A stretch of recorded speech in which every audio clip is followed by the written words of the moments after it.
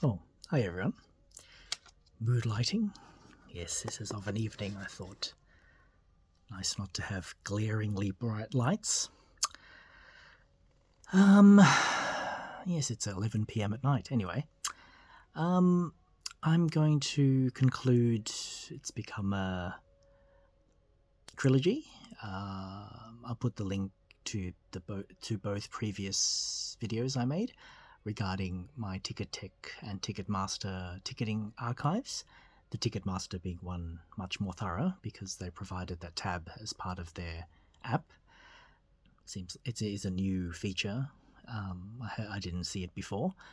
Like I said in those videos, from my experience when I've used the Ticketek or Ticketmaster apps, once your concert booking is fulfilled, it disappears from your records. So on the app, I did add a notation in the comments of my Ticketek video that I did compile an Excel spreadsheet on all my concert attendances way back even prior to Kylie's 1991 Rhythm of Love tour. I'll go through that here. But unfortunately, I didn't realize at the time, I didn't think ahead or to check. When I forwarded that Excel file from another computer, not my computer, when I wanted to log in again on my phone, it asked me to log in with the credentials of that computer. So I no longer have access to that computer or that database. So unfortunately, that file is lost. But I did keep a copy on my Hotmail separate to it, but it only goes up to around 2019, and then I stopped adding concerts to that file because I used the one that now I can't access. So ironically, it's missing a chunk of information from around 2020 till 2025. It's not too many years, I guess, 5 years, and most of them are listed in the Ticketmaster archive of past events, but not for Ticketek. I wish they had the same feature, but they don't. So anyway, again, grab a beverage if you're just wanting to listen to me in the background like you're listening to Talkback Radio. Please get comfortable. Maybe I'll be able to put you to sleep if you just want to hear my dulcet tones. Okay, so let's see here. So I did copy it onto like a Word style document so that I don't want to lose this file again, just in case I can't access it again for some reason. So this is what I've got. So what I'm going to go through as much as I can remember or noted is the year or date of the concert, the artist, the concert venue, the concert title, the venue, if I bought a tour program, and who I attended with. And it's not I haven't noted it many times, but if there was a support act, I'll only note the support act if it was worth noting in my mind. Okay, so ready? This is going to take a while to get through, but I know I didn't get many views for those two previous archive style videos for Ticketek and Ticketmaster, and fair enough. I mean, it's my experience. I would hope you might find some interest in it if you attended the same shows, but if you did, you've got your own memories. You don't need to know mine. Anyway, if you are interested, buckle in. Here we go. All right, so just make the font a bit bigger. So we'll start with my very first concerts were in 1990. Gosh, when is that now? That's a long time ago, isn't it? 36 years ago. Wow, that time flies. Okay, so on the 1st of February 1990, I attended Elton John's tour called Sleeping with the Past. He played, at the time it was called the National Tennis Centre at Flinders Park. It's now been renamed Rod Laver Arena. I did buy a tour program, and I attended with a cousin of mine. Actually, technically, she was an auntie of mine. Yeah, generationally, an auntie of mine. Ira Rono and a friend of hers. I don't remember her name of her friend. Later that year, on the 10th of June 1990, I attended Erasure for the first time, UK synth band. The concert was called Wild. after one of their albums. It was at the Palace Complex at Crown Casino. There were no tour programs on sale, and yeah, I attended by myself. Now, this next set of dates, I only attended one of them, but I don't recall which one. So I just listed them all, and I attended one of these 4 shows. So her run at the time, Kylie Minogue, this is in 1991 now, 16th, 18th, 19th, and 20th of February. So one of those shows I attended in 1991. This was her Rhythm of Love tour. I didn't attend the Enjoy Yourself tour. I was already a fan of Kylie, but my concert-going experiences didn't start until... Well, ironically, I did see a couple of concerts before Kylie, but I don't know. The Enjoy Yourself tour eluded me. Very bad for a Kylie fan. Okay, so Rhythm of Love, that was again at the National Tennis Centre at the time, before it was renamed Rod Laver. And yes, there was a tour program, which I've still kept, and I went by myself. Next show was in 1994, very memorable. Again, I don't remember which of these 2 dates, but I was either at the 9th or the 8th of November, 8th or 9th of November, 1994. It was their Discovery tour. Why I love Discovery, cleverly, it's 2 of their album titles in one. So Disco Very, but if you read it quickly, it's Discovery. So they had an album, Disco 1, at the time, the first disco album, which they've had 4 more since then in the disco series of albums, and Very was their album at the time. So Disco Very, Discovery. That was also at the National Tennis Centre at the time, and I went with a high school friend of mine, Mark Diamatino. We were still friends. We finished high school in 1988. So, yeah, 6 years afterwards, we're still in touch, and he agreed to come with me. Pretty sure I was prepared to go by myself, but I chose to go with a friend, so Mark agreed to attend with me. He wasn't a Pet Shop Boys fan from memory, and I have since lost touch with Mark.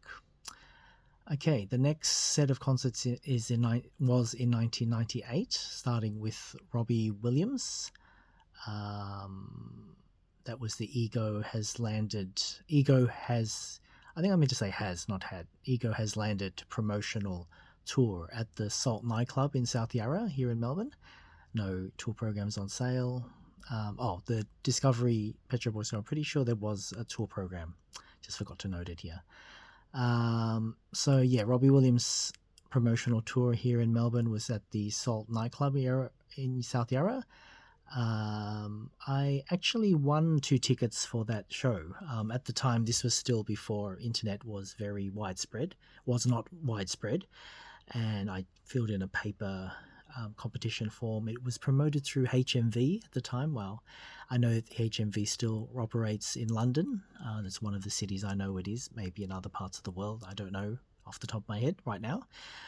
HMV, all the branches have since closed here in Melbourne, unfortunately, but when it was still open, I entered the competition at the Paran HMV outlet, and I got to know the staff there very well, the manager, John, and he probably put me onto it most likely and said, enter this, it's, you got a chance, and I did. I won 2 tickets. At the time, I was working at Hotel Shopping Town Bistro, which is just actually... interesting enough, walking distance from where I am now. So it's a bistro and pokies, as it's called here in Melbourne, where you can play casino. Basically, you put in coins and you press a button. If you get 3 lemons or 3 strawberries, you win a prize. I don't know what other gaming establishments they have there other than the machines, the pokey machines. So I was a waiter there for a time, and I invited one of the female staff members. Wasn't a date, just I won 2 tickets. I didn't know at the time of my friend that she will be mentioned unnamed because she doesn't want to be mentioned in my YouTube channel, but I didn't invite that friend because I didn't know her yet at the time. So naturally I chose to pick one of my workmates. Yeah. So I remember she did end up arriving kind of close to entry time. Actually, I was already queuing up, like holding our place in the line, and I was worried that if she was late, that she wouldn't be able to find me because I would have already gone inside. I don't know if I could leave my ticket with her. I mean, at the door or something like that. I didn't think that far ahead. And this was at the time, I don't know if I had a mobile phone. This is so ancient times. So I don't think she could. Yeah, I don't think I had a mobile phone. So we weren't in. I don't know if she had a mobile phone, but I wasn't in contact with her by text message. So yeah, I remember I was stressing out, thinking, "Where is she? Where is she?" The line is moving up closer and closer to the door. She did finally arrive, at literally the last minute. So yeah, I don't know if she really enjoyed it that much. This is when Robbie Williams was still trying to establish himself outside of the UK. So yeah, therefore, hence his promotional tour, which he won tickets for. So it's quite an intimate performance. So yeah. Okay, then after that, in 1998, yes, this is the start of where I've attended many Kylie concerts, except for one. I will get to that down the line, with my very close friend. So again, this is a run of dates that Kylie had in the Palais Theatre for her intimate and live show. I don't remember which one we went to, but we only went to one of these. So her run at the time at 1988 was the 2nd, the 3rd, the 4th, the 17th, and the 18th of June. And I went with my close friend. I don't think the other friend will mind me saying her name. So a close friend, and Sonia. So the three of us went. And I do remember quite fondly, we decided to hang around. Maybe we all had kind of a premonition, a collective premonition or a feeling that maybe at this stage, because Kylie was getting popular, but not like mega popular like she is now. I know still in some parts of the world she's not as popular like the USA. A lot of her run of albums has eluded the American listening audience. But we decided to hang around near the backstage door, or one of the exits to the backstage stage door of the Palais Theatre. I was either in my friend's car or Sonia's car, and we were observing from inside a car like it was a stakeout. We saw there was one fan. Oh, it was such sweet. If I had my YouTube channel, if YouTube was invented, I would have filmed this, but it wasn't at the time. Maybe someone took a photo. I can't remember. One of my friends. There was a fan dressed in a suit and tie and maybe even a top hat with a bouquet of flowers, waiting at that backstage door. Maybe it's the only backstage door that the general public can get access to, in a way, where any other access points are probably guarded or fenced off. Maybe, I don't know. Anyway, so we're just watching him, this fan watching, and then we see the door open. And of course, at this stage, we're running out of the car towards the door, as other fans have already started to gather. They're sort of getting clued in, or maybe this is, a chance that Kylie may come out, or at least one of her minders. But Kylie did pop out very briefly, and I remember she held out her hand with a bunch of pre-signed postcards. And it was just like a free-for-all. So I just stuck my hand out and managed to get one, and that was it. And in a flash of a moment, Kylie was gone. But I presume the bouquet of flowers was taken by one of her minders or guards, given to Kylie later. And I don't remember Kylie even saying anything. Maybe she said, "Hello, everyone. These postcards," I really don't recall. But that's the closest I've ever got to Kylie in terms of actually receiving anything from her. If there were times at concerts where, she does the walk through the audience like she did with the Tension tour, I wasn't that close to that walkway, but I have been close to her in terms of at a concert, either being on the general admission floor area or not a front row seat, but I'll get to that too. There's so many anecdotes regarding Kylie. Anyway, so that was very, very memorable. That was the very first show with my close friend, which I'm still in touch with today, since 1998, also with Sonia as well, but I'm closer to Sonia's friend, ironically, than I am Sonia. No offense to Sonia if you're watching. Okay, onward. So, still in 1990, I don't know, I got the giggles. I might stop for a moment to get a sip of water. Okay, just a reminder, this list goes to 2019, and we're only at 1998, so if you don't want to watch anymore, please swipe the screen. Okay, we're still in the same year, 1998. Later on in that year, in December, again, I can't remember which of these dates I attended. It was either the 15th or 17th of December, 1998, for Janet Jackson's The Velvet Rope Tour. Oh, by the way, there was a tour program for Kylie that night, so I did buy one. I didn't know. Oh, yes, I did note that I bought the tour program, and this was again at the National Tennis Centre before it was renamed the Rod Laver Arena.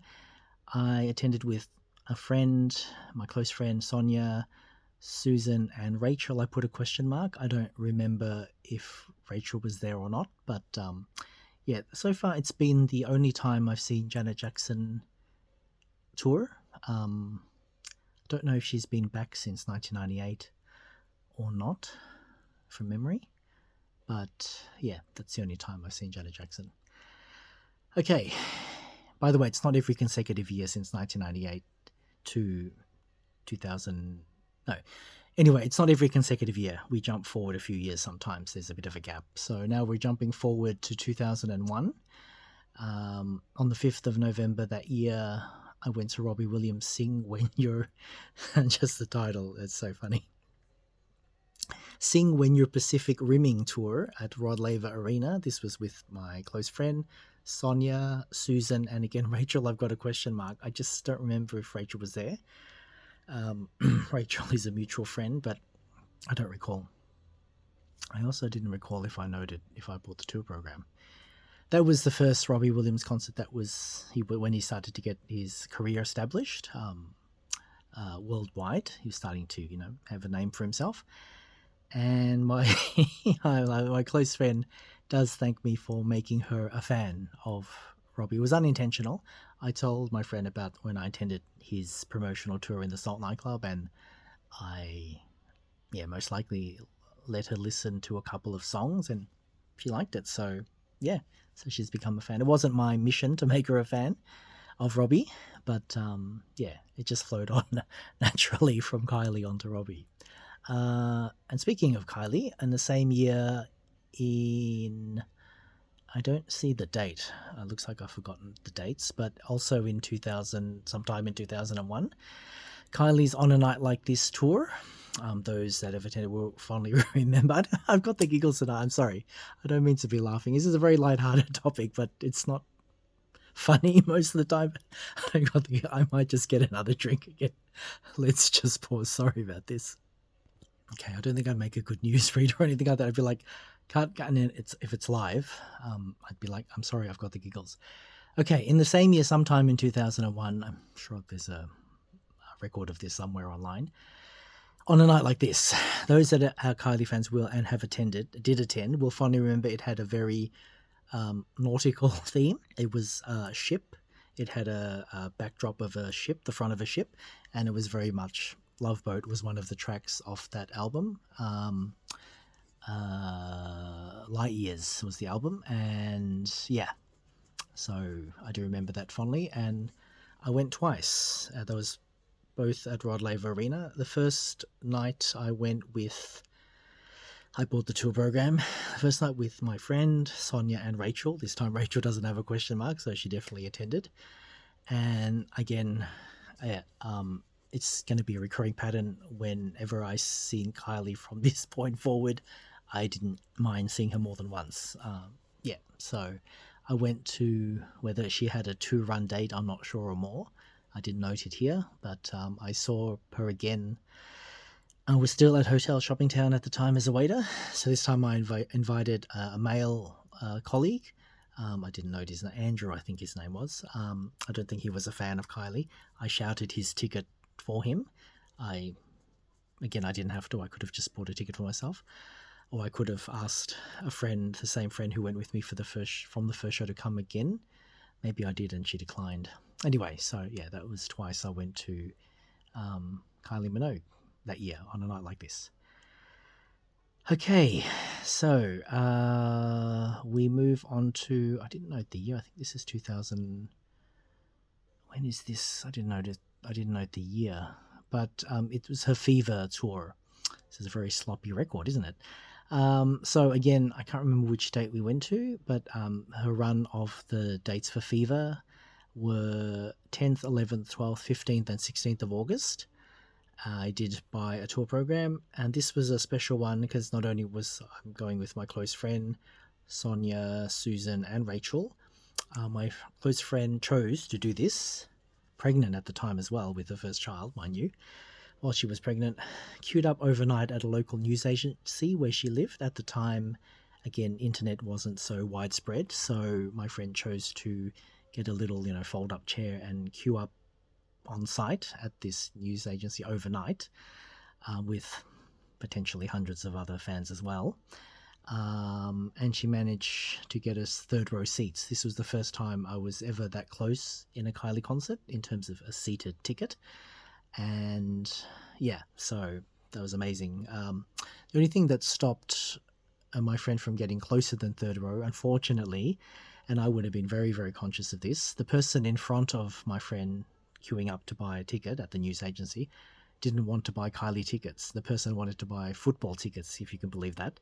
So yeah, sure, people can buy whatever tickets they want, but I would have thought the staff would have prioritized the Kylie Minogue tickets first, or checked with everyone and say, are you all buying Kylie Minogue tickets? This is the priority queue, or we're making a priority for Kylie Minogue tickets. But looks like they didn't, because someone was in the queue for not buying Kylie. So because of that length of transaction and, other outlets at the same time selling Kylie tickets, still not too bad. My friend got us third row, but if it wasn't for that person buying football tickets, of all things, who knows? I mean, we'll never know now, but my friend could have got second or first row tickets instead. But anyway, we're still very grateful for the third row tickets and for her choosing to queue up overnight. She was safe, clearly, with other fans also kind of minding each other's spots and being respectful in the queue, but there was no queue control, like there was no numbers handed out, you are number 5 in the queue. So the queue was self-managed, and this was, again, a time when internet ticket sales were not the norm, so that's why my friend chose to try a news agency outlet to buy tickets. So it would have been either Ticketek or Ticketmaster. That's why I don't have a record of that, because it was my friend that booked the tickets on our behalf. And yeah, so the news agency would have sold the tickets on behalf of the ticketing agencies. Yeah. Okay, we're moving on to 2003 now. The Robbie Williams, yes, he's returned to Melbourne several times since then. So this was called his 2003 tour at what was called Telstra Dome. The Telstra Dome has since been renamed a few times. It's renamed the Etihad Stadium and then Marvel Stadium to this day. So it's sponsored by Telstra at the time. And yes, I bought the tour program. I went with my close friend, Sonia, Susan. Rachel, again, has a question mark next to it. Rachel only comes intermittently to either Kylie or Robbie, so that's why I don't recall whether she attended or not. Yeah, so that was Robbie Williams, 2003. Also in 2003, the very first time, but not the only time, I think I saw her since. Yes, I saw her one more time since then, since this date. Also in 2003, I didn't know the exact date, just the year. The tour was unofficially called The Girl Can't Help It, after the album at the time of Kate Ceberano. I went with my very close friend who was a fan of Kate. My friend is no longer as much of a fan of Kate anymore, but at the time she was, so I attended with her, just her and I. And this was at the Athenaeum Theatre in Collins Street in Melbourne. There was no tour program on sale. I do remember, I think Kate Ceberano has definitely a popularity in Melbourne, maybe not globally as much around the world, but she came out into the audience in the foyer after the show, sometime after the show, and whether my friend knew this or not, that this would be happening, I took a photo of her and Kate. They were both pregnant at the time, so it's a very charming, adorable photo where they both got, big bellies, because they've got their, babies each. This was Rochelle's first child, so I don't know if it was Kate's first child or not, but I don't know, maybe that's why Kate felt a connection or allowed this to happen with my friend. It wasn't a meet and greet session at all or anything like that. It was just Kate taking her own time. And I don't remember, maybe they were nearby, but I don't remember any guards sort of nearby. Like, some fans can be a bit crazed, so I would think Kate would have taken the steps to ensure that no one would be, kind of lunging at her. But yeah, she's very down to earth. Other artists, once they've finished their concert, they disappear into the night, wherever they go, back to a hotel or into their limousine, and away they go. But Kate spent several minutes afterwards, just milling around with the fans. So that was great. I wasn't a fan, so I chose to have a respectful distance when this was happening, and clearly I was happy to take the photo on behalf of my friend with Kate. But that's one thing I remember that night. Yeah. Okay, we go on to 2005 now. I went to Erasure again, the second time I saw them. This was their Nightbird tour, promoting their album at the time, Nightbird, and I was in America at the time, and I was in New York City at the time. They played at the Irving Plaza. I went with a friend, Joe Pendergast. I've since lost touch with him, or he's ghosted me. I mean, it happens, doesn't it? It is what it is. One thing I felt stung about that night, and it all just comes down to me. I was the one to make the decision. Because the tickets had sold out, I did buy it from a third-party seller, and they clearly bumped up the price, but I don't know if I was actually aware of that at the time. I think I must have been, because when I remember I used, again, I didn't have a phone that worked overseas or internet. Internet was starting to become more prolific now by 2005, and but I still went to a library, probably New York City somewhere, to book my ticket, and I saw that it had sold out, but then clearly there was a link for another possible transaction, and it was someone that had scalped the tickets. So I paid an inflated price, but ironically, when Joe decided to accompany me that night, I told him where I was going. I said, I'm going to go to this concert. What are you going to do for the next, I don't know, hour and a half or something, however the long concert goes? Are you just going to have a coffee somewhere? And he goes, yeah, I'll wait for you at a cafe. And I thought, wow, that's that's big of him. But in the end, as we were slowly shuffling our way towards the door, a scalper, not really a scalper, someone just wanted to offload their tickets for a reasonable price, very, very reasonable compared to what I paid. And Joe managed to get a ticket. So I thought, how ironic. I mean, I wasn't immediately not street smart about concert tickets at that time. And I didn't think to risk, maybe let's just line up and see if we get a ticket. Because I was a fan of Erasure, I didn't want to risk that. I didn't, feels like a standby ticket at an airport. I'll just stand by and see if I get a ticket for this flight. I didn't want to do that at Erasure.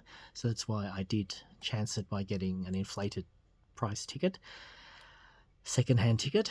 But Joe managed to get one on the spot, and he paid cash. And the two tickets were not scanned, they were just cited, and I think there would have been a lot of counterfeit tickets that night, I reckon, because the tickets weren't scanned from memory. The people at the door just looked at it and let you in. So, anyway, I did enjoy the show. It's quite an intimate venue.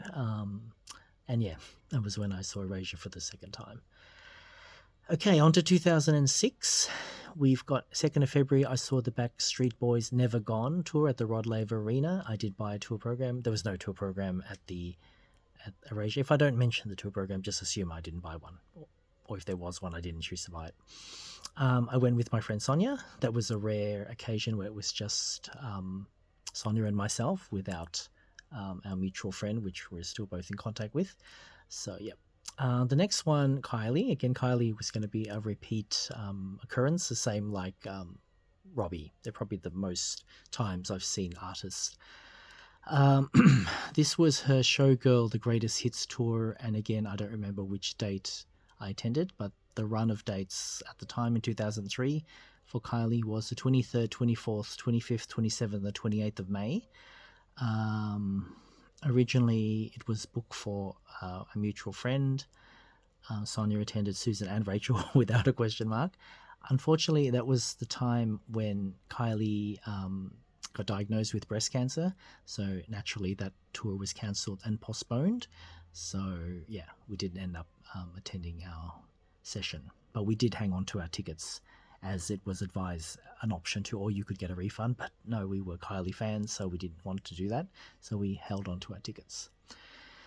So, moving on to 2006, again, I don't remember which date, but either the 3rd or the 8th of December, I attended Elton John's The Captain and the Kid tour at Rod Laver Arena. I did buy a tour program, and I went with my friend Robin, which we're still in contact with today. Then, either on the 16th or 17th of December 2006, Kylie Minogue made her triumphant return and full recovery from her breast cancer treatment back at the Rod Laver Arena. This time she tweaked the title and her set list a little bit and to accommodate her recovery, as she wasn't moving as much on stage. Literally, she was seated and she had bottles of water that she sipped frequently, and totally understandable. And I loved, of course, how she opened the tour with, "Oh, I thank you, everyone. You know how fashionably late I can be." It was really a heartfelt moment and a standing ovation. I'm sure from memory. If not, pretty sure that everyone would have stood up and applauded her even before the show began. As soon as she opened her mouth, as soon as we saw her on stage, it was already such a triumphant and heartwarming moment to know that she has returned to the stage as we love her to be and recovering from breast cancer. Understandably, I remember there was a massive increase in breast cancer screenings because of Kylie's experience, and she's not the only Australian that has gone through that. Olivia Newton-John had breast cancer. Unfortunately, she has since passed away. I don't think she passed away from the breast cancer, but I don't think. But yeah, the great late Olivia Newton-John has since passed. Okay, so that was called the Homecoming Tour, and that was at Rod Laver Arena. That particular show, one of those shows, I went with another friend called Anna because it clashed when Kylie rescheduled her dates when she returned after her breast cancer treatment. It clashed with Robbie Williams, of all artists. I'm both a Robbie and Kylie fan, more so Kylie, but love Robbie. So I couldn't go to both shows, and naturally I put Kylie ahead of Robbie. I don't remember what happened to the Robbie ticket that I had that happened to clash on the same date as Kylie. Maybe I sold it or just gave it to a friend or just didn't go. So that's why I only went with Anna and not the usual friends that I've been listing for you, such as Sonia and Rachel.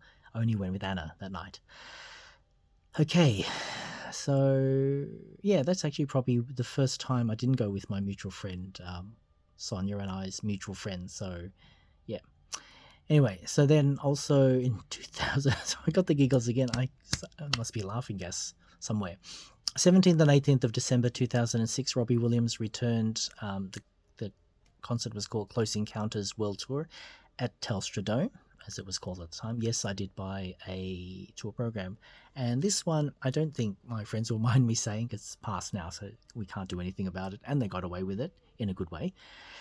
Rachel and a mutual friend, Rachel managed to, I don't know, find out that she knew someone who knew someone who maybe knew someone of a security guard, of the many security guards that were working that night, and that security guard let them in. I'm not too sure if they had already purchased a ticket or not, or maybe they knew it. Hopefully they knew in advance, because if they bought their tickets, they would have had to resell them, I would hope. I think they knew in advance that they didn't need to get a ticket for that show. So they met up with the security guard, and the security guard let them in. On some level, security guards have that authority. That's what their job is, to make sure people are present or not, and he let them in. So I did still attend, but I was sitting on my own, obviously, in my seat, wherever that was. But I know they were near the front of the stage. That's where the security guard let them in, on the general admission area where you're standing near the stage. And he could only allow 2 people. So Rachel would have said, "Oh, can you let the 3 of us in?" He goes, "No, I can only let 2 of you in. I might get in trouble, or it might be a bit too obvious if I let more than 2. So I understood, and I let, my friend is closer to Rachel, so I let them both go in. That's fine. It didn't bother me at all, one bit. So we're moving on to 2007 now. On the 31st of March, I saw the Pet Shop Boys in Sydney for the first time as part of the V Fest. Is it the V Fest? Yeah, the V Festival, as it's called there. I believe it's an annual event. The Pet Shop Boys promoted their Fundamental album at the time, and it was performed at Centennial Park in Sydney. There was no tour program on sale. I went by myself. A very glaring mistake, which I never made again, was I hired a car, if you can believe that. Those that know Sydney, it's a chaotic traffic situation at the best of times, the worst of times, and I chose to hire a car. The hotel would have been near Sydney Airport, so I drove from Sydney Airport to Centennial Park. And of course, driving, not only was that a chaotic experience, again, did I have a phone? No, I think my first time I bought a phone was 2012, if you can believe that. Something like that. So here I remember navigating Sydney's roads with a map, like a Sidway. At the time, there was something called Melway for Melbourne maps, and Sidway was the equivalent. So it was a thick booklet that had all the, streets of Sydney and wider Sydney. So I had that, well, hopefully not on my lap, but I'm trying to navigate where Centennial Park is. Obviously, it's a prominent park in the CBD, but I've never been there before. So here I am navigating the streets in real time without a GPS. I don't think the car had a GPS at that time in 2007 from memory, or maybe it did, but I didn't take up that option. Anyway, so I'm circling the area of Centennial Park many, many times because, of course, other people park there. There's residents that live near there, locals and other tourists like me coming to see the Pet Shop Boys. So I just ended up squeezing my car in somewhere. It was probably an illegal space that I shouldn't have parked in, but I wasn't blocking anyone. But I just squeezed myself in wherever I could, just off the street. And I took the Sidway with me, if you can believe this is heavy booklet, to the venue because I needed the map to remember how to get back to my car because it was quite a distance.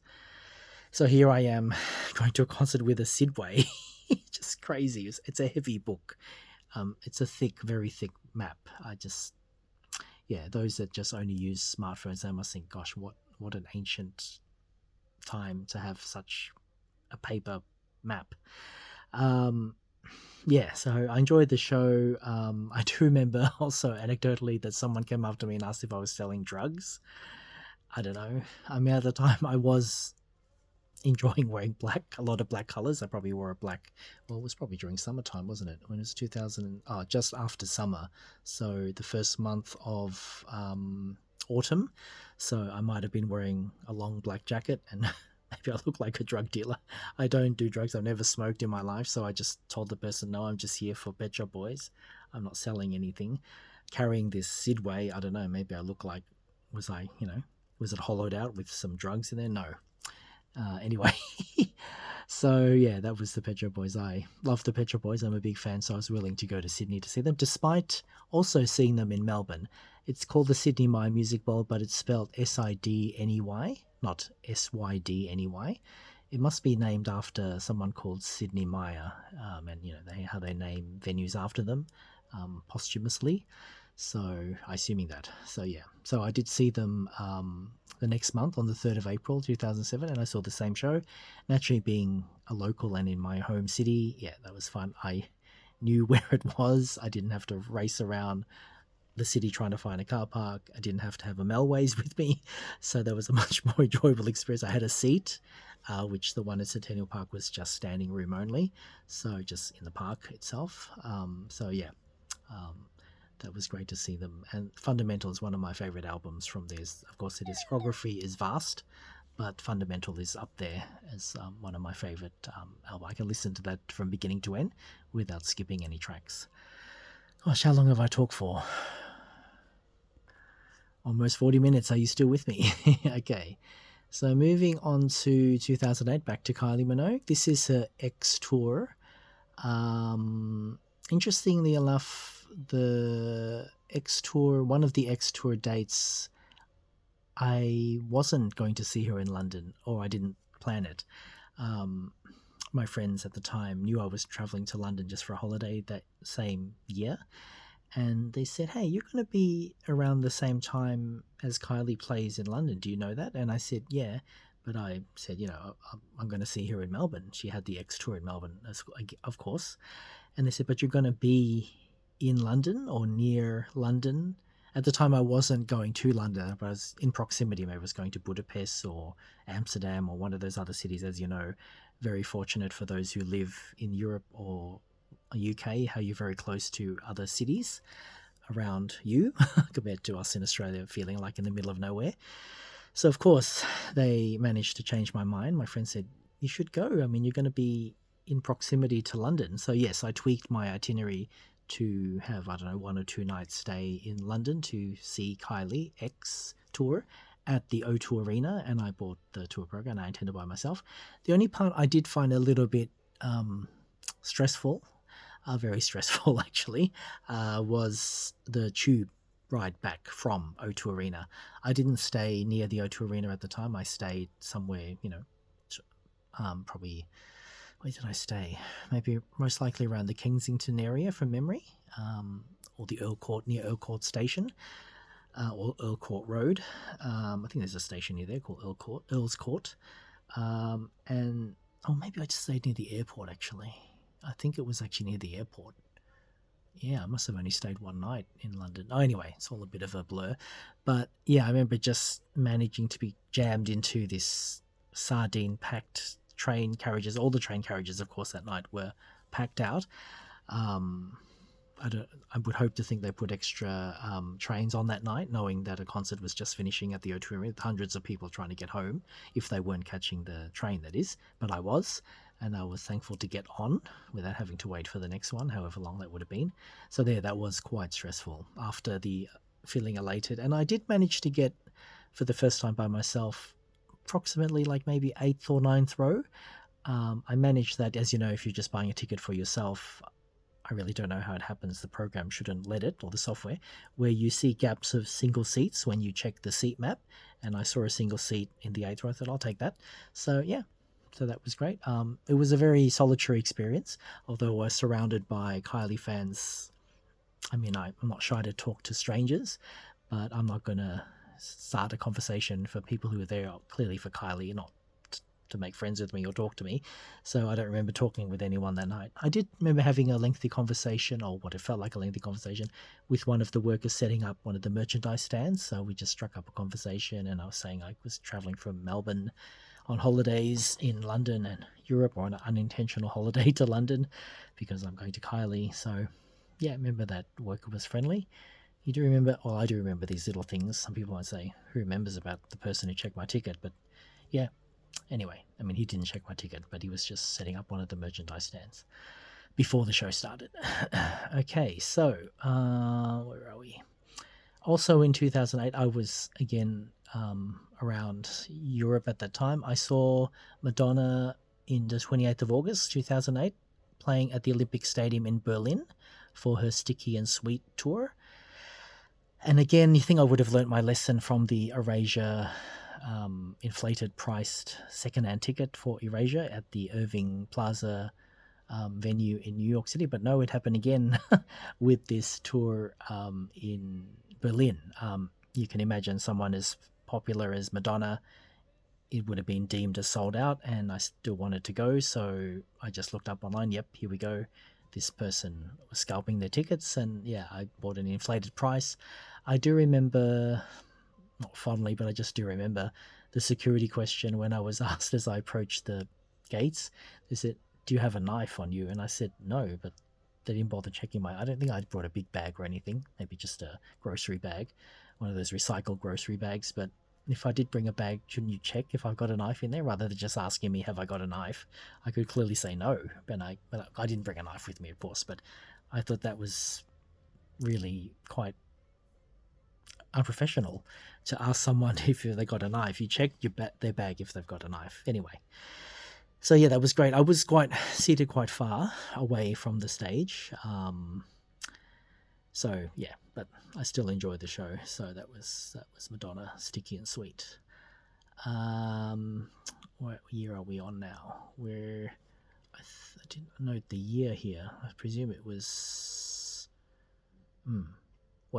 either 2008 or 2009, or even 2010.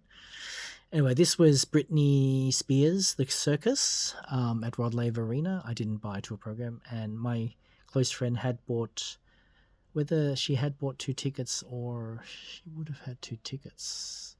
Yeah, and from memory, the person she wanted to invite wasn't able to make it that night, so she asked if I wanted to go. I do like Britney's music. I'm not a super fan. I stopped buying her albums after, I think it was one of her albums called Blackout or something like that. Um, yeah, so so one of the shows we attended, either the 11th, 12th, 13th, or 27th of November, I forgot to note the year. I do remember clearly.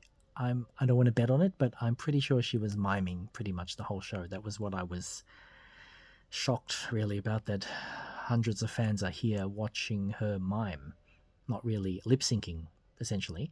The only time she did sing from her actual vocals was one of the ballads, but from memory, the rest of the show was mimed. It just like someone put on a CD and just played the track. So it was very acrobatic. Like even probably Britney did a few, I don't know, barrel rolls or something like that. But maybe that's why she felt I'm going to be out of breath moving around like a trapeze artist in the circus tour, literally represented on stage. I remember it was in the round as well. So the stage was in the center of the arena and you got a 360-degree view, but she was miming. I was really, really horrified at that fans were prepared to pay. And I did pay my friend for that second ticket because I attended. Really, what a farce. Yeah, and that really put me off going to, and I haven't never been to a Britney Spears show again. I know she had at one time a residency in Las Vegas. I would hope to think she wasn't continuing to mime. I don't know. That was really a shocker. So yeah. Okay, moving on to 2010. George Michael at Etihad Stadium. At the time, this has now changed from the name from Telstra Dome to Etihad Stadium. And yes, I bought the tour program. I went with, this is a very bittersweet memory because George Michael since passed away. This was the only time I saw him in his career, or the times he came to Melbourne. And I went with a friend at the time. I don't even want to bother mentioning her name. We did have a fallout. She's one of those needy friends that just clings onto you and uses you, really. She was a user, essentially. So that's enough said. So if I could reverse time, I wouldn't have invited her to the show. I would have invited anyone else. So anyway. My close friend was probably not available or not interested in going to George Michael at the time, and I wanted to go with a second person, and yeah, unfortunately it was that person. Boo. All right, moving on to 2011. We have Kylie Minogue who makes a return for Aphrodite. This was an amazing choreographed show. Those that were able to see it in its full format, when I say full waterworks, with fountains sprouting and water sprouting all around the show, water effects. It didn't have any water effects at this show that I was at, which was on the 21st of May, 2011. I was holidaying at the time, coincidentally, at San Francisco, and I saw her at the, the Bill Graham Civic Auditorium in San Francisco, and I did buy a tour program. I was just by myself. The venue was, you could already tell looking at the venue and the catwalk section of the stage that there would be no water feature of the show because of just the limited space of the venue. So I would think that the website would have noted that this show does not feature the water features that, would feature in other larger stadiums or venues.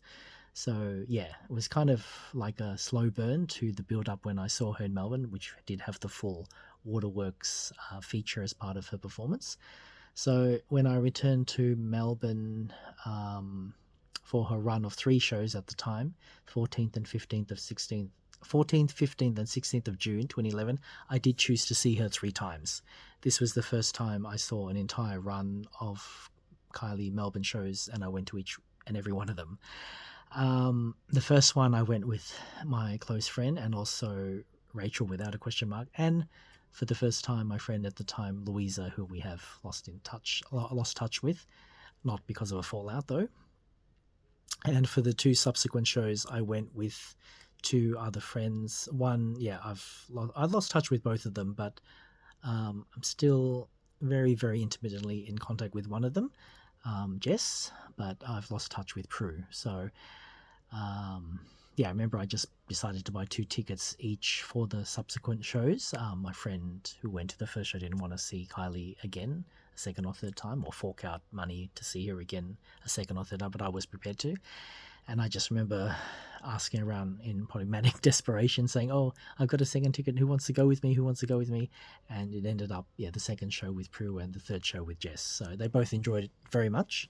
They both, I wouldn't say are Kylie as much as a Kylie fan as me, but they were happy to go not only with my company, it's always fun to go with a second person usually, and it would have been both their first times to see Kylie Minogue live from memory at the time, and it was just such a spectacle. You if you closed your eyes, you might have thought you were in Las Vegas, because the show did have that quality to it, with the water feature and the choreography incorporating the water, sort of dancing water fountains everywhere, and it was an amazing show, and it still holds to this day for fans as probably one of her best performances in terms of stage setup and choreography. It was amazing. It's just absolutely amazing.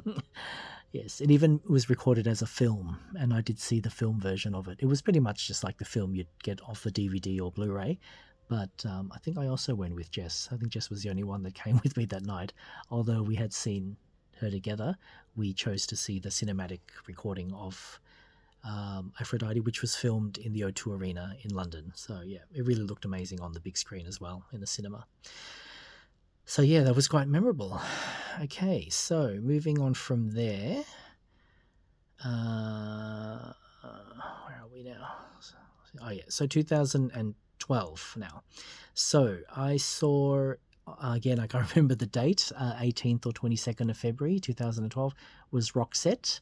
I saw it was the Charm School World Tour at Rod Laver. I did buy a tour program. Roxette fans will know, sadly, Marie Fredriksson has since passed away. She was still with Per Gessle, the second founding member of Roxette at the time. And I went with someone, actually, I forgot that I went with. If you had asked me without referring to these notes, did you go on my own? I think so. But no, I went with a friend, Andrew, at the time, a different Andrew to the one at Hotel Shopping Town. Again, we've since lost touch, but not because of a fallout. So, yeah, interesting. This friend is not someone usually that would attend concerts, so I hope that he would have accepted my invitation willingly and not because of obligation. Anyway, so that's what I've noted here.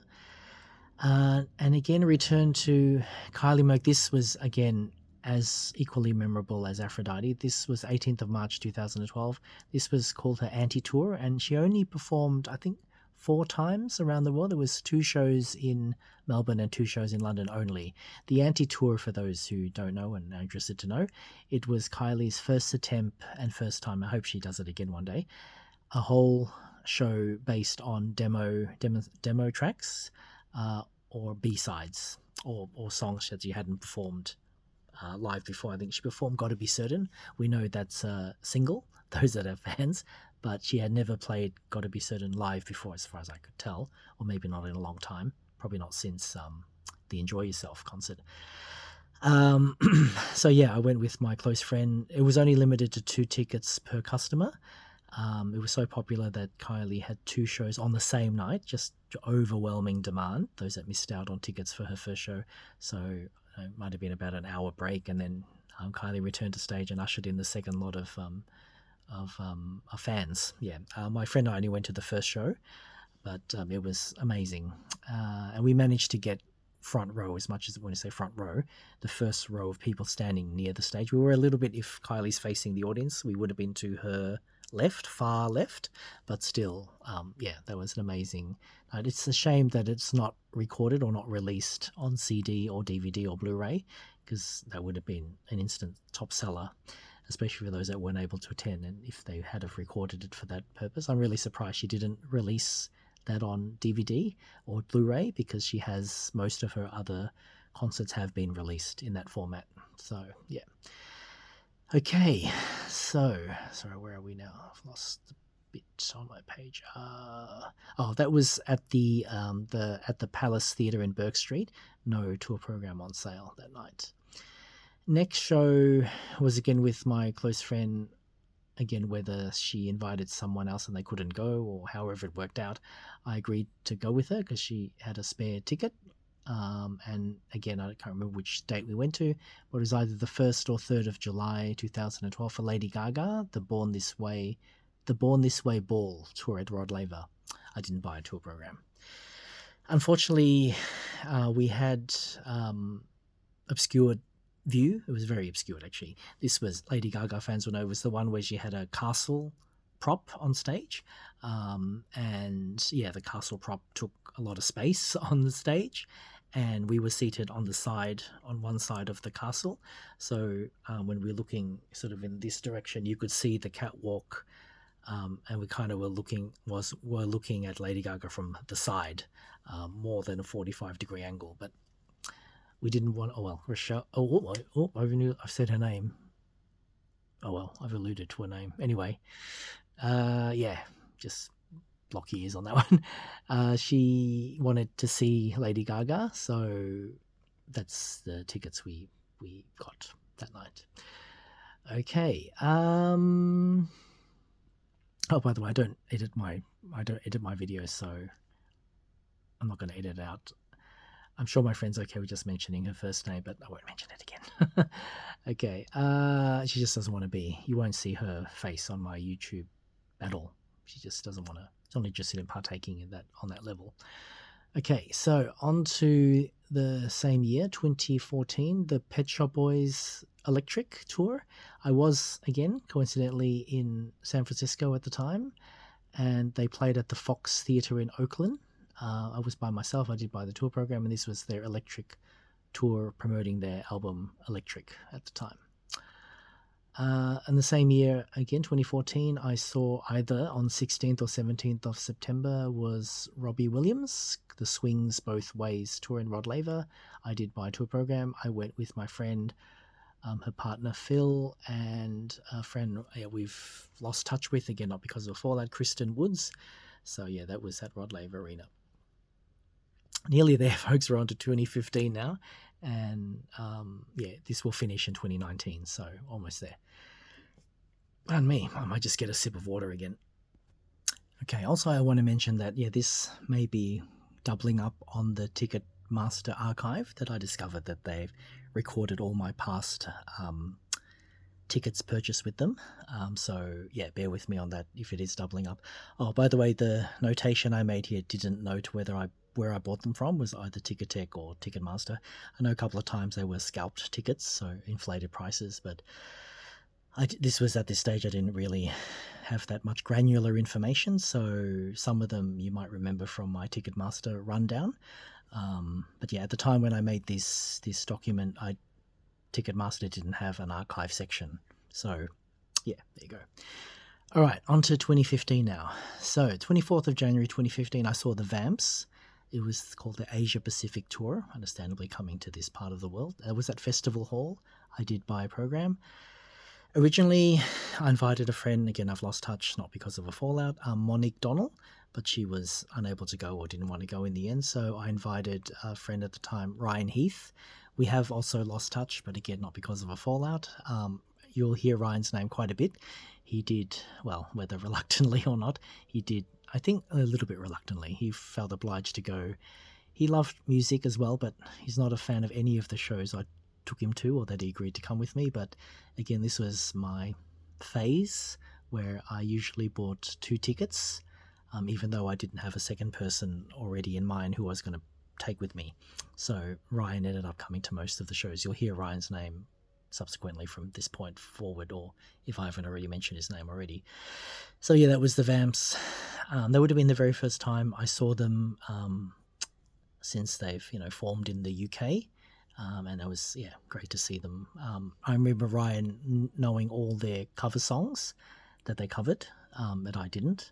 Ryan is younger than me, so maybe I think that had a lot to do with it. So, yeah, generational music. Okay, so next was either on the 14th or 15th of February 2015, I saw One Direction on the Road Again tour. I do remember this was part of the Ticketmaster archive.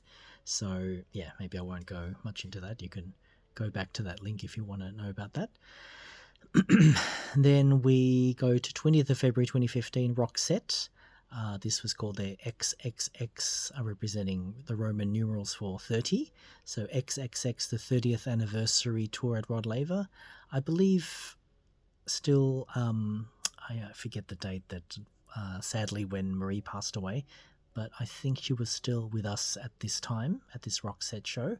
So that was at Rod Laver Arena.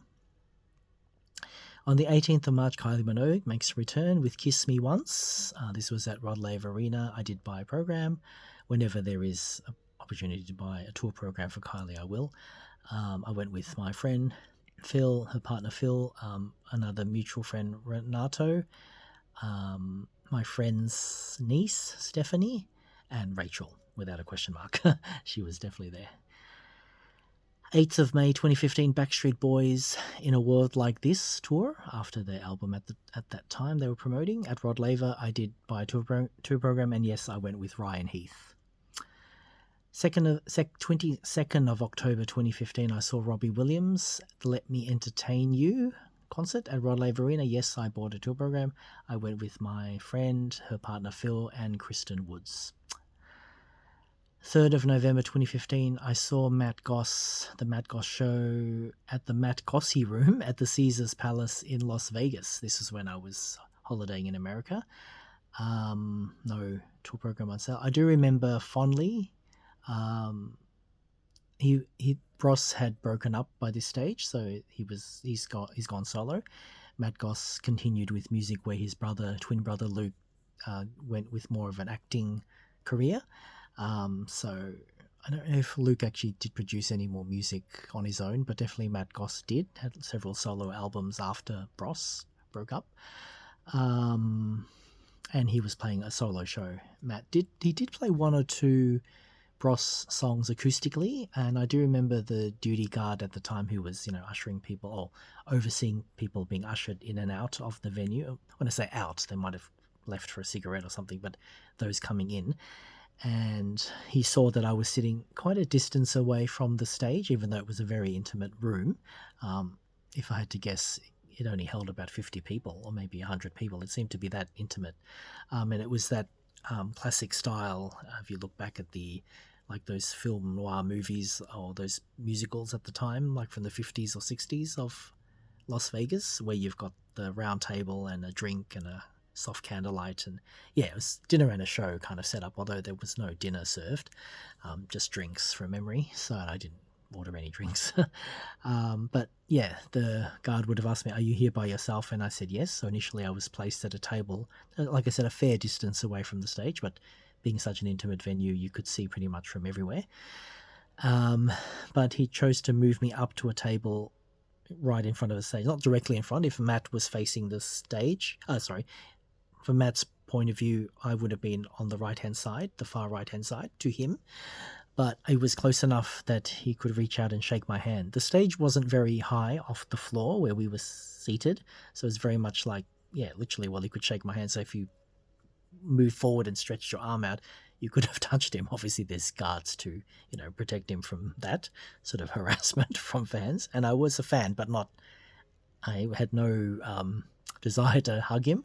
I mean, if there's an opportunity to hug him or shake his hand, which I did, put out my hand for him to shake. But anyone else would have been screaming in delight. Maybe I should have screamed for effect, but again, at the time, I didn't have my YouTube channel, unfortunately, so imagine if I could have recorded that. I think I did take some photos, but the handshake was just a memory. You just have to believe me that it happened. So, so there you go. That was very memorable, very intimate show by Matt Goss. And that, was the highlight of my American trip that year. 18th of November 2015, back in Melbourne, I saw Def Leppard as part of their 2015 World Tour at Rod Laver. I did buy a tour program, and at the time, I'm not saying this rudely, but I think Mike has ghosted me. We've known each other for several years, and we've been to more than one Def Leppard concert, so you probably hear his name. But Mike Gordon, who's originally from UK, but I think we just lost touch. We only really essentially had Def Leppard in common, so maybe that's not enough to base a long-term friendship anyway. So if you're out there, Mike, I'm still here, and you have my contact details. So anyway, going off track.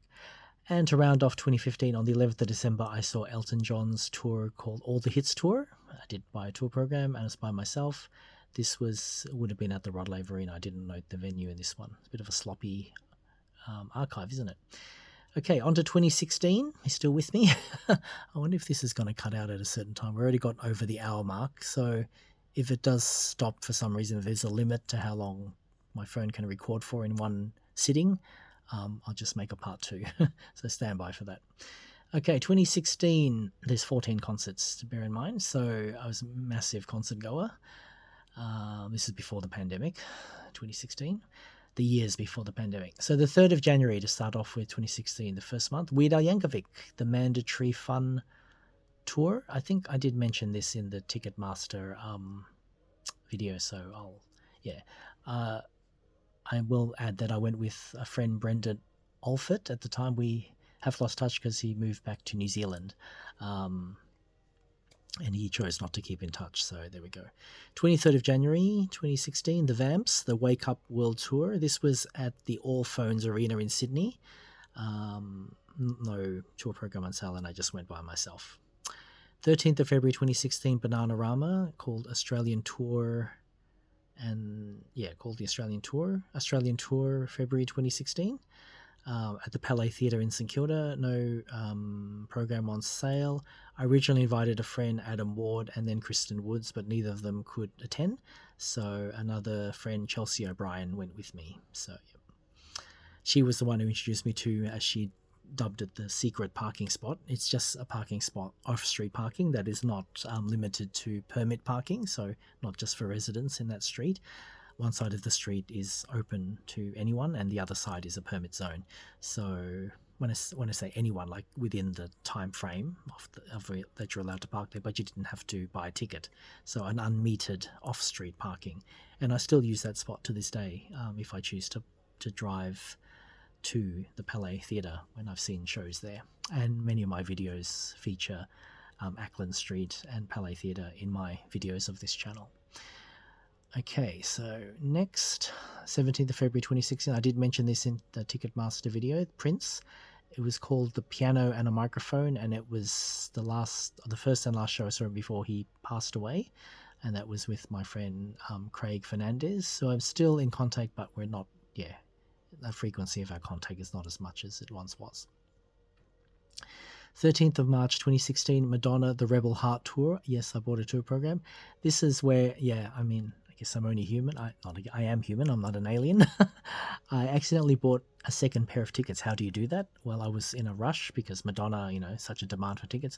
As I'm pressing buttons, on my phone, I've got a phone by this stage that I can buy. Internet is everywhere where you do, lots of purchases online.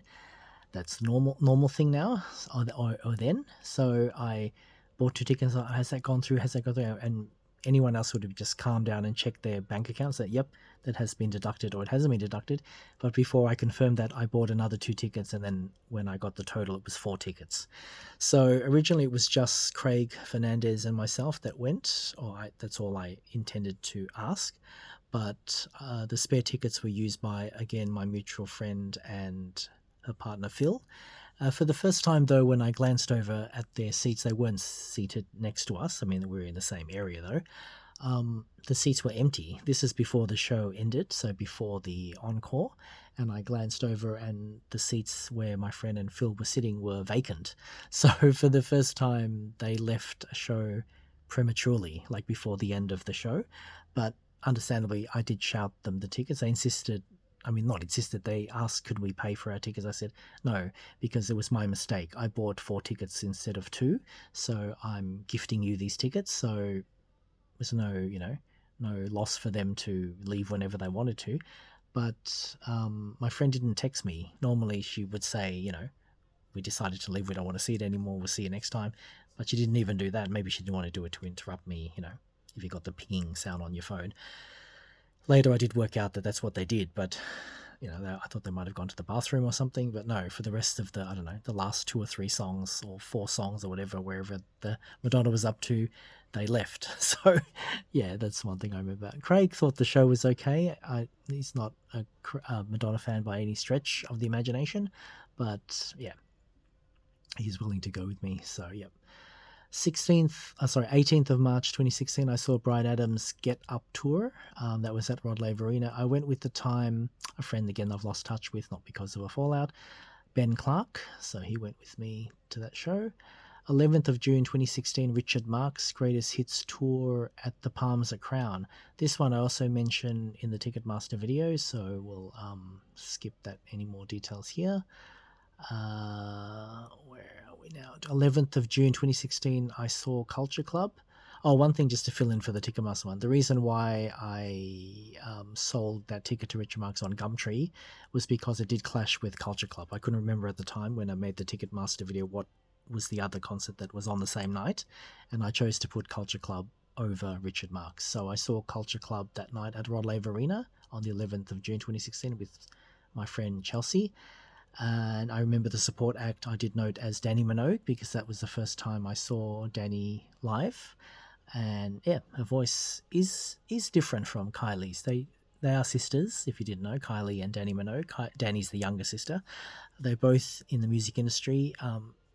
Dannii doesn't have as many albums as Kylie has, and yes, effectively you could say, honestly, Dannii not as successful as Kylie, or chosen not to be. I don't know. She can perform. I mean, that night her voice is very strong and singing live, and I'd love to see a full concert of hers. I've since looked up online that she did do one full, like, hour and a half concert in Melbourne, maybe Sydney too at the time, but she hasn't done so since. I don't know why. Does she feel she's in the shadow of her sister? I hate to think that's the reason. Or maybe does she feel that she can't fill a stadium as Kylie can? But yeah, if you look up their discographies, Kylie has maybe now 3 or 4 times the amount of albums that Dannii has. But anyway, I was happy to see that Dannii was a support. I was happy that she was support. I would have, like I said, liked to see her as a headline act, but she was one of the support acts for Culture Club. And yeah, I do remember at the time a friend, Brit, who was also there. She was there with her partner. No, actually, she wasn't there with a partner. Anyway, Chelsea spotted her. Maybe we saw her in the corridors or something before we got to our seats. And when I asked Brit the next day, I knew that she's not a Dannii or Kylie fan. I said, "So what did you think of Dannii before Culture Club came on?" And one word: hideous. I'll never forget that. That is such a classic answer from my friend. Just not that she gives just one word answers, but yeah, that just sums it up. Yeah, and I just love to have a T-shirt that's just hideous. I'm not in relation to Dannii, of course, but just that. And people saying, "What do you mean hideous?" Okay, where are we going now? Okay, so either on the 1st, 2nd, 4th, or 5th of July 2016, I got the giggles again. This was a memorable show. The first time I saw any event at the Sydney Opera House as part of the Vivid Festival at the time. I went with my friend who I'm still in touch with, Narinda. We saw 2 of 2 shows of a 4-show run at the Sydney Opera House. One night we saw New Order just on their own, and then the next night, or the second night, was accompanied by orchestra, a Melbourne symphony orchestra or something like that, so chamber orchestra. So yeah, I do remember that when they were accompanied by an orchestra, their music or their instrumentation pretty much drowned out the orchestra. So if you didn't know there was an orchestra, you wouldn't know the difference, respectfully, because yeah, New Order's instrumentation, their guitar, drums, and synthesizer were louder to me and drowned out any kind of hint that there was an orchestrated accompaniment, which is a shame. And I was hoping that, because when it was accompanied by the orchestra, I was expecting their music to be stripped back, like being acoustic, but no, it was pretty much like you'd hear New Order perform with an addition to an orchestra. So Anyway, so but still, that was remember that was the first time I used an Airbnb, or Narinda chose to book us into an Airbnb. I was willing to book a hotel. I did, not showing off. I did pay for her airfare. I mean, it was only from Melbourne to Sydney and Sydney to Melbourne, so it definitely wasn't a first class ticket or anything like that. It was just a domestic ticket, and she was very grateful for that. But I was just grateful to go to Sydney for a short break, as we did, just primarily for the Vivid Festival for New Order. And she also is a big fan of Björk, so Björk had an art exhibition there at the same time as part of the Vivid Festival. So yeah, so Narinda attended that as well while we were there. So yeah, that was great. Yep. Okay, and Narinda was the one to book the ticket, so again, it's not going to be in my records of Ticket Tech or Ticketmaster, just in my memory. Okay, in the same year, on the 20th of July 2016, Pet Shop Boys Inner Sanctum. This was at the Royal Opera House in London, so while I was vacationing over there, it was purposely to go there to see the Pet Shop Boys, and I did see them twice of their run of dates at the Opera House in London. Yeah, of course, that was amazing. Inner Sanctum, it would have been, they were promoting the, what, I should know this, what was the album? It was the one that was with us, Super, the Super album. All their albums are one-word titles, if you didn't know, so that was called Super, and it was super.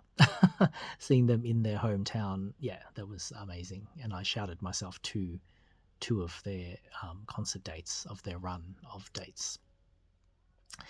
Back to Melbourne on the 9th of August 2016, Troye Sivan, the Blue Neighbourhood tour, no tour program on sale. I went with a friend of mine, Max Foskey, so I remember fondly that I asked friends in turn, just even acquaintances, do you know who Troye Sivan is? Most people said no, so I didn't bother asking if they wanted to go. When I asked Max, I was expecting the same answer. So Max, I imagine you don't know who Troye Sivan is. He goes, yes, I do. He said, oh, do you want to go with me? I've got, I bought 2 tickets. He said, yes. So, yeah. I wouldn't say for sure that he's a Troye Sivan fan, but he definitely was open to seeing Troye Sivan, and it was much more enjoyable having a second person there with me. So that was great. And I've seen Troy's subsequent 2 tours since. He has toured each album. He's had 3 albums so far, and I've gone to each of his shows accompanying those albums. 2017, brace yourself. Are we still going? Gosh, it's still going. Okay, it's almost an hour and a half. In 2017, I saw 20 concerts, so here we go. Brace yourself. 6th of January 2017 is a Australian, now defunct band called In Stereo. It was a 3-piece band, boy band. That was at Palms at Crown, no tour program. I saw at the time a friend, Jessica Day. We have lost touch, not because of a fallout. I do remember, unfortunately, as a miscommunication. It was a bit disappointing, actually, but whether it was Ticketmaster or Ticketek gave you a running times of, when the doors would open, when the venue doors would open, when you'd expect to see In Stereo on stage. And I know it's got a disclaimer that says these are just approximate times, but I took them literally. So before we went to the venue, Jessica and I just had a bite to eat along the Yarra River. It's off the Yarra River where the Crown Complex is. And when we walked towards the entrance, I was surprised that there was no one around or no queue. And the guards at the door, the staff said the show has already started. So I, being a half-class empty person, I said, oh, are we not allowed to go in because we've, missed the entry time? He said, no, but just to let you know, the show has started. Do you still want to go? I said, yes. So, I don't know, it might have already started 20 minutes ago or something like that. So that's not like me to attend a concert late. I might avoid the support acts, but not to miss the headline act. So, yeah. So anyway, that was on me. I had a second ticket. Jessica decided to come with me, and I could have said, oh, can we have dinner maybe afterwards or just a snack now and head straight to the venue? But we took our time with dinner, and based on the running time, I thought, yeah, we've got plenty of time. But yeah, the show it was in progress by the time we got there. So anyway, they are a defunct, they had a very short shelf life, shall we say. They never released an album, just 2 EPs, and they broke up. The band broke up, so yeah. Has since broken up. On the 10th of February 2017, I saw, it's a group of 4 acts. I just can't remember the fourth one again. I'm sure there's a record of it somewhere online. If you Google it, Bewitched, Atomic Kitten, and S Club 3. I can't remember what the last group, maybe it was E17. It was originally E17. I think they were renamed E17. Not naturally, each of the band know they're not in their heyday anymore, so they decided to collectively tour together, which is beneficial because it may attract new fans. Rather than just touring individually, they toured together collectively, so it's just called the Australian Tour. This was at a venue called 170 Russell, which has their own, they sell their own tickets, so it's nothing to do with Ticketmaster or Ticketek, or could even be Mosh Tickets. Anyway, from memory, it's a bit vague. I was going to go with Kristen Woods, but she cancelled, and then is replaced by Ryan Heath. March the 10th, 2017, I saw Justin Bieber on the Purpose World Tour. This was at Etihad Stadium, when it was still called that, before it's now Marvel Stadium now. I did buy a concert I did buy a tour program, and I went with a friend at the time, Alicia Earp, which, we're no longer in touch again, not because of fallout. I'm only indicating fallout since the terrible mess of a fallout with that friend I don't want to mention, and I'm just clarifying that that's the only fallout I've ever had. So everyone else is not due to fallout reasons of not being in touch with them anymore. I remember Alicia Earp and I, similar to Jessica, we weren't late for Justin, but everyone had pretty much arrived at the stadium and is seated waiting for Justin to appear. We're fumbling along trying to find our seats. As we're still as we are finding our seats, I think Justin has already come on stage. I mean, only like a couple of 5 minutes before. So again, I'm going by the running times, usually fairly accurate in terms of someone as big as Justin. You don't want to, muck people about. But again, we took our time having dinner, but it wasn't like we leisurely had coffee and then a wine and whatever. We just, had our meal and started making our way on foot towards the stadium. But I did notice how empty the streets were. I said, where are all the other fans? Like, you think you would be walking collectively with other people as you would normally going to a concert. Hundreds of other people would be around you, snaking their way towards the venue, but it was just us on the street and kind of like a ghost town, and because everyone was already inside. Anyway, I'm glad we weren't any later than we arrived, but that's sort of maybe one small bump in the road. I remember heading towards that show. Again, Justin was amazing. It's such a spectacle, as you know, if you've been to a Justin Bieber show, and it just kept getting bigger and bigger. Previously seeing him at the Rod Laver Arena and then at Etihad. Etihad's a massive sports stadium here in Melbourne, those that have been, and he was kind of looking like a dot on the stage from where we were seated, but obviously big screens were there to help augment that. But it was amazing, and I hope Justin comes to tour Melbourne again one day. 26th of March 2017, again, my return to England. I enjoy having vacations there in London.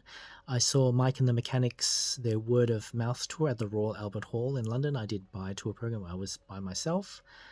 Also in the same period, I was there on the 28th of March 2017. I saw Howard Jones, Mike and the Mechanics for the first time, Howard Jones for the first time. Howard Jones show called An Intimate Evening of Song and Stories at the Union Chapel in Islington. I did my tour program. I was by myself. As this title suggests, it was a very chilled out session where interspersed in between his songs he would tell personal anecdotes about a song or just life memories associated with his music career. So that was nice. And the Union Chapel, I don't know if it's still used, probably not, or maybe it is, I don't know. Anyway, it was a concert that night, but it's a chapel, like a church, but converted into a music venue. So we were sitting in pews, so that was interesting. So it wasn't seated, your seat wasn't numbered, so you just sat, first come first serve. So you just sat where you wanted to. Also in that same period, I just had a mix of concerts. I thought, if I'm going to be in London, let's take advantage of how many shows I can see. I saw on the 2nd of April 2017 the Pet Shop Boys. It was a Pet Shop Boys orchestral show with Johnny Marr, and it was at the Royal Albert Hall. This was, all the proceeds of tickets were to raise funds for the Teenage Cancer Trust, so something that was close to my heart. I have a medical playlist that I've shared my testicular cancer experience and recovery. So I can only imagine how scary, much more scary it would be to have any form of cancer as a teenager. I had the testicular cancer when I was in my 40s from memory, or even 50s, 40s. Yeah. So, yeah. So that's, yeah, amazing that they're able to raise funds for that trust. Oh, and also that gig was fully orchestrated. I mean, there might have been also augmented. Obviously, Chris Lowe and Neil Tennant. Chris Lowe plays keyboards, so he was there. So, yeah, accompanying the orchestra, which is a full orchestra. Don't know how many players are there in a full orchestra, but it was a full orchestra setup. And yeah, Chris on synthesizers, Neil on vocals. So yeah, it was an amazing show. Just absolutely amazing. I remember the person sitting next to me, the woman said they were traveling from Manchester or somewhere like that, and they were kind of complaining in a way, oh gosh, we've had to travel all the way from Manchester. And they said, where have you traveled from? So I said, from Melbourne. So once I said that, they didn't feel so bad traveling from Manchester. It probably wasn't Manchester. I can't remember the city. Or maybe it was Manchester. They traveled from Manchester down to London to see the show. Yeah, so they were quite... yeah, they were a little bit surprised that I did travel all the way from Melbourne to come and see the show. But yet, definitely, I'm a Pet Shop Boys fan.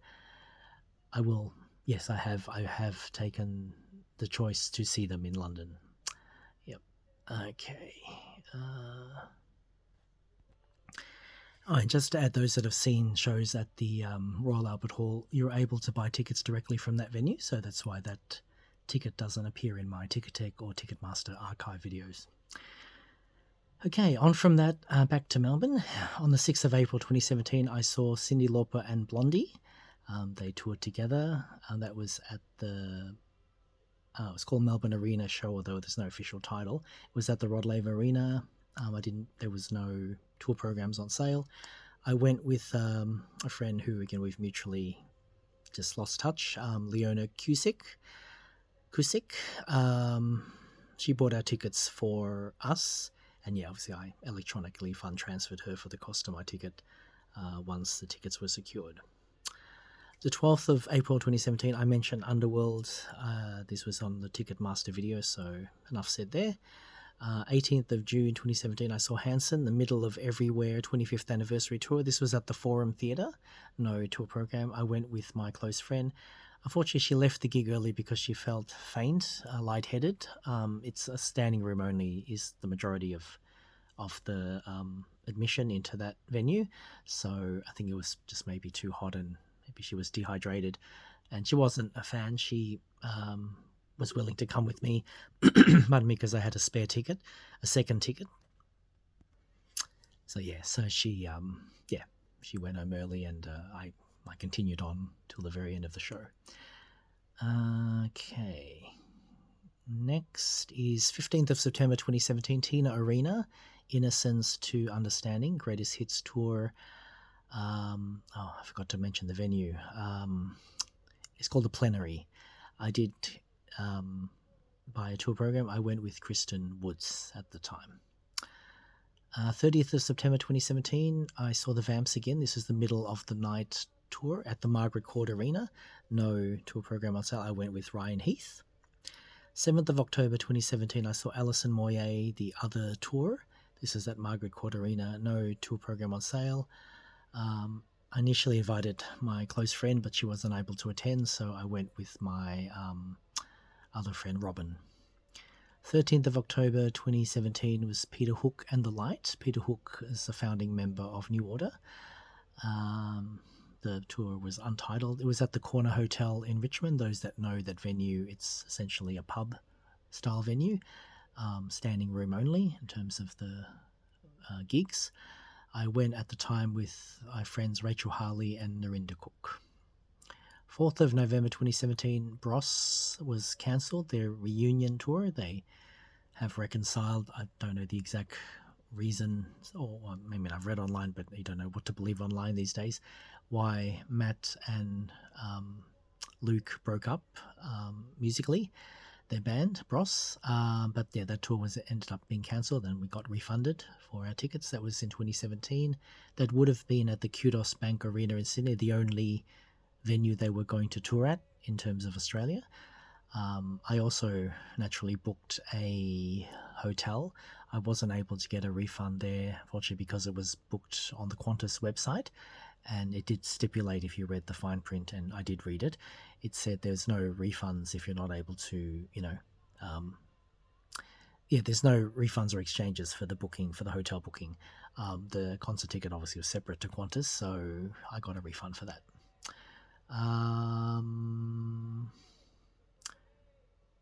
Yep, so that's that one. So where we are now. Oh yeah, 16th of November 2017, Stevie Nicks and the Pretenders, 24 Karat Gold Tour at Rod Laver. I'm not sure if any programs were on sale. I probably didn't bother checking the merchandise stand that night. Again, it's the second time I went with Leona Cusick. This time I shouted her a ticket, although she did allude to, I do remember her telling me that let me know how much my ticket costs, but I decided to shout her. Anyone who said, well, she's willing to pay for it, but anyway, that's what I decided to do, so I can't change it now. It's in the past. 30th of November 2017, Harry Styles, the live on tour at the Forum Theatre, just by myself. I was grateful at the time. It was billed as a sold-out session, but it is who you know. A friend at the time, Adam Seymour, had contacts with the ticketing agency and managed to get me a ticket. It was a ticket, I believe, that someone wasn't able to attend. So technically the sold out banner is correct. But, if you know who you know, behind the scenes, he was privy to know if there are any spare tickets or unsold tickets or return tickets that came up. Maybe this was a staff setup. I don't know, staff might get an allocation of tickets. I'm talking about staff who works for the ticketing agency, or you knew someone who worked at the Forum Theatre. I still had to pay the standard fare, that's fine, but I was grateful because any other way publicly I tried to get a ticket was not available. So yeah, thanks to Adam Seymour for... and that was the first time Harry Styles had toured Melbourne since he went solo from One Direction. So you could imagine, definitely demand outweighed supply. Those that know the Forum Theatre it's a small venue, much smaller venue than a sports arena. So yeah, I think you consider yourself very lucky to have attended that show, as I was. On to the 2nd of December 2017, I chose to see New Zealand. Is definitely a place I frequent a lot.